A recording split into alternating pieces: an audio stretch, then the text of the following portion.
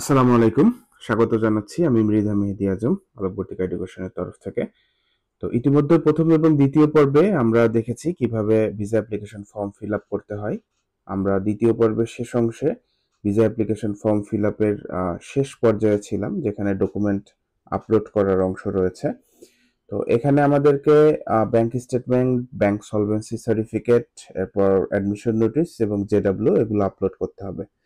তো আমি আপনাদের দেখানোর সুবিধার্থে আমি কিছু ডকুমেন্টস এখানে নিয়ে রেখেছি একটা ফোল্ডারে।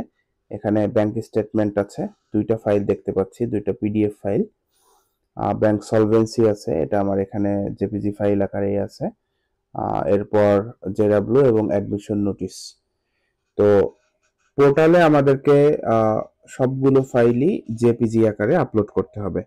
তো আপনার ফাইলটা যদি পিডিএফ ফরম্যাটে থাকে, তাহলে প্রথমে যে কাজটা করতে হবে সেটা হচ্ছে পিডিএফ থেকে জেপিজিতে কনভার্ট করে নিতে হবে। তো এই কনভার্সনের জন্য আমি সাধারণত একটা অনলাইন পোর্টাল ব্যবহার করি। এটা হচ্ছে লাভ পিডিএফ। সো আপনি গুগলের সার্চ বারে গিয়ে লাভ পিডিএফ লিখে সার্চ দিলে এটা চলে আসবে। এই যে প্রথম যে সাইটটা আসছে, আমরা এখানে যাই। তো এখান থেকে আমরা এটা কনভার্ট করতে পারবো। দেখেন উপরে কনভার্ট পিডিএফ যে মেনুটা আছে, এখান থেকে আমরা কনভার্ট করব পিডিএফ টু জেপিজি। তো পিডিএফ টু জেপিজি সিলেক্ট করলে এখানে ফাইলটা আপলোড করার অপশন আসবে। তো এখান থেকে আমরা প্রথমে অ্যাডমিশন নোটিশটাকে সিলেক্ট করে নিই। তো অ্যাডমিশন নোটিশটাকে আমরা এখন কনভার্ট করি। তো একইভাবে আপনি আপনার প্রত্যেকটা ডকুমেন্ট কনভার্ট করে নিতে পারবেন। কনভার্ট করে আপনি নির্দিষ্ট ফোল্ডারে সেভ করে নেবেন। আমি কাজের সুবিধার্থে আগেই কনভার্সনটা করে রেখেছি। তো এখানে আমরা যদি কনভার্টেড ফাইলগুলোতে যাই, কনভার্টেড ফাইলগুলোর মধ্যে দেখতে পাচ্ছি আমার অ্যাডমিশন নোটিশ আছে। এখানে ব্যাংক স্টেটমেন্ট আপনার যেটা আছে, ব্যাংক স্টেটমেন্টের অনেকগুলা পেজেস আছে। সো ব্যাংক স্টেটমেন্টের এখানে আমার ২টা পিডিএফ ফাইল ছিল। সো ২টা পিডিএফ ফাইলের সব মিলিয়ে এখানে প্রথমটাই দেখতে পাচ্ছি, এখানে ৫টা পেজ আছে এবং পরবর্তী যেটা আছে সেটা হচ্ছে ব্যাংক সলভেন্সি সার্টিফিকেট। সো সব মিলিয়ে পেজেস আছে এখানে ৬টা।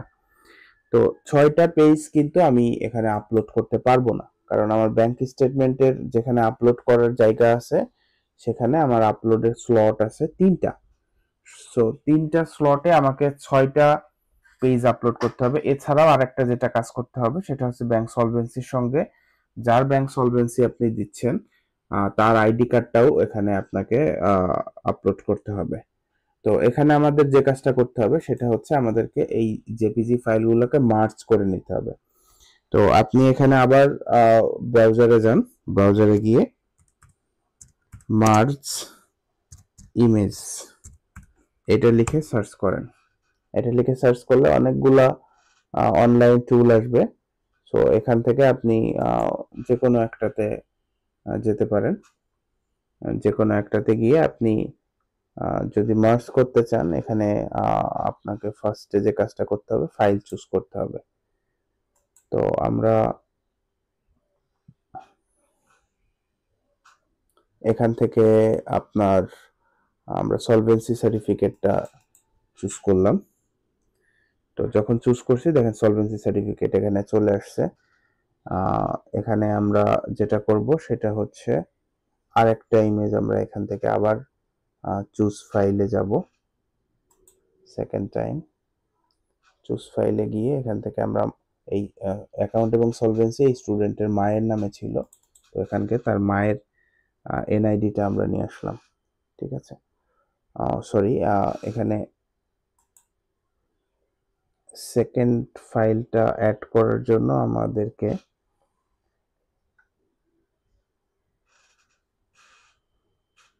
সেকেন্ড স্লট যেটা আছে, অর্থাৎ ফার্স্ট স্লটে একটা ফাইল আসবে, সেকেন্ড স্লটে আরেকটা ফাইল আসবে। সো ফার্স্ট স্লটে আমরা সলভেন্সি সার্টিফিকেটটা নিয়ে আসি। এখানে ডান পাশে দেখেন সেকেন্ড স্লট আছে, এখান থেকে আমরা এনআইডিটা নিয়ে আসলাম। এখন দুইটা স্লটে আমার দুইটা ফাইল আসছে, দুইটা জেপিজি আসছে। এখানে সলভেন্সি সার্টিফিকেট আছে, এখানে এনআইডি আসছে। এবার নিচে আপনি এখানে এটাকে ভার্টিক্যালি মার্জ করবেন না হরাইজন্টালি করবেন সেটা সিলেক্ট করার জায়গা আছে। সো যে কোনোটাই করতে পারেন, এটা মেজর কোনো ইস্যুজ না। এরপর আপনি এখানে মার্জ বাটনে ক্লিক করেন। সো মার্জে ক্লিক করলে ফাইল দুইটা মার্জ হয়ে যাবে। দেখেন এখানে আমার এই দুইটা ফাইল মার্জ হয়ে একটা ফাইলে পরিণত হয়েছে। তো আমি ফাইলগুলোকে মার্জ করে রেখেছি, আগেই মার্জ করে রেখেছি। সেটা যদি আমি আপনাদেরকে দেখাই, এখানে দেখেন অ্যাডমিশন নোটিস একটা পেজ আছে, এটা আমার মার্জ করার প্রয়োজন পড়ে নাই। এখানে আমি ব্যাংক স্টেটমেন্টে আমার 5টা পেজেস ছিল। সো 5টা পেজেসকে আমি এখানে একটা ফাইলে এখানে 3টা পেজ আছে, 1 2 3। সেকেন্ড আরেকটা ফাইলে 2টা পেজেস নিয়েছি, এখানে সেকেন্ডটাতে 2টা পেজেস নিয়েছি। এবং থার্ড যেটা আছে সেখানে হচ্ছে আপনার ব্যাংক সলভেন্সি এবং এনআইডি এটাকে মার্জ করেছি। সো এখান থেকে আমরা এখন আপলোডে যাই। আমরা এখানে ফার্স্ট যে ইয়াটা আছে ব্যাংক স্টেটমেন্টের, সেখানে আমরা ব্যাংক স্টেটমেন্ট এখানে প্রথম যেটা মার্জ করে রেখেছিলাম একসঙ্গে 3টা পেজ, সেটা আপলোড দিলাম। সেকেন্ড স্লটে বাকি 2টা পেজ আপলোড দিলাম এবং থার্ড স্লটে ব্যাংক সলভেন্সি এবং আইডি কার্ড আপলোড দিলাম। অর্থাৎ আপনাকে এই 3টা জিনিসই আপনাকে আপলোড করতে হবে 3টা স্লটের মধ্যে। অর্থাৎ ব্যাংক স্টেটমেন্টটা আপনাকে আপলোড করতে হবে, আপনাকে ব্যাংক সলভেন্সি সার্টিফিকেটটা আপলোড করতে হবে এবং এখানে আপনার যার ব্যাংক স্টেটমেন্ট তার আইডি কার্ড দিতে হবে। অ্যাডিশনালি যদি বাবা মা বাইরে অন্য কারো ব্যাংক স্টেটমেন্ট আপনি দেন, সেক্ষেত্রে আইডি কার্ড ছাড়াও সলভেন্সি রিলেশনশিপ সার্টিফিকেট দিতে হবে। এরপরে আমাদেরকে যেটা আপলোড করতে হবে, এখানে আপনার অ্যাডমিশন নোটিশটা আপলোড করতে হবে।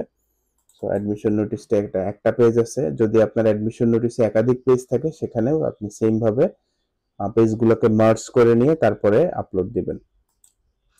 এরপর আপনার জেডব্লিউ যেটা আছে সেটা আপলোড করতে হবে লাস্টের এই স্লটে। সো এইভাবে আমরা ডকুমেন্ট আপলোড করব। ডকুমেন্ট আপলোড করার পর এরপর আমরা নেক্সট তে ক্লিক করব। নেক্সটে ক্লিক করলে আপনার পুরো যে অ্যাপ্লিকেশন ফর্মটা আপনি ফিল আপ করেছেন সেই অ্যাপ্লিকেশন ফর্মটার একটা রিভিউ আসবে।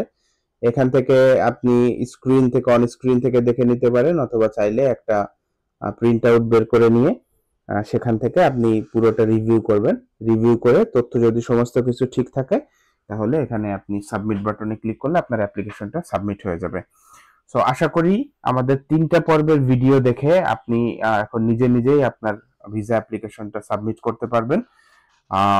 পরবর্তীতে আমরা এই সিরিজে আরো 2টা ভিডিও আপলোড করব, যেখানে একটাতে থাকবে ভিসা অ্যাপ্লিকেশন সাবমিট করার পরে আপনার পরবর্তী করণীয়গুলো কি, এবং এক্ষেত্রে আপনি এমবাসি ফেস করার ক্ষেত্রে কি কি ডকুমেন্টস লাগবে, কিভাবে প্রিপারেশন নেবেন, সেটার উপরে আমরা পরবর্তী ভিডিওটি তৈরি করব। আর আরেকটি ভিডিও আমরা দিব, সেটা হচ্ছে আপনার ব্যাংক স্টেটমেন্টের ক্ষেত্রে কি কি ধরনের সতর্কতা আপনার অবলম্বন করা উচিত, কিভাবে রিলেশনশিপ সার্টিফিকেট ম্যানেজ করা যায়, কার কার ব্যাংক স্টেটমেন্ট দেওয়া যায়, সেই বিষয়গুলো নিয়ে আমরা আরেকটি ভিডিও তৈরি করব। তো আশা করি ভিডিওগুলো আপনাদের ভালো লেগেছে এবং আপনারা আপনাদের কাজটা সুন্দরভাবে করতে পেরেছেন। যে কোনো সমস্যা আমাদেরকে কমেন্ট করে জানাবেন। আর আমাদের সাথে থাকার জন্য ধন্যবাদ। ভিডিওটি শেয়ার করার জন্য এবং আমাদের চ্যানেলটি সাবস্ক্রাইব করার জন্য অনুরোধ রেখে আজকের মতো বিদায় নিচ্ছি।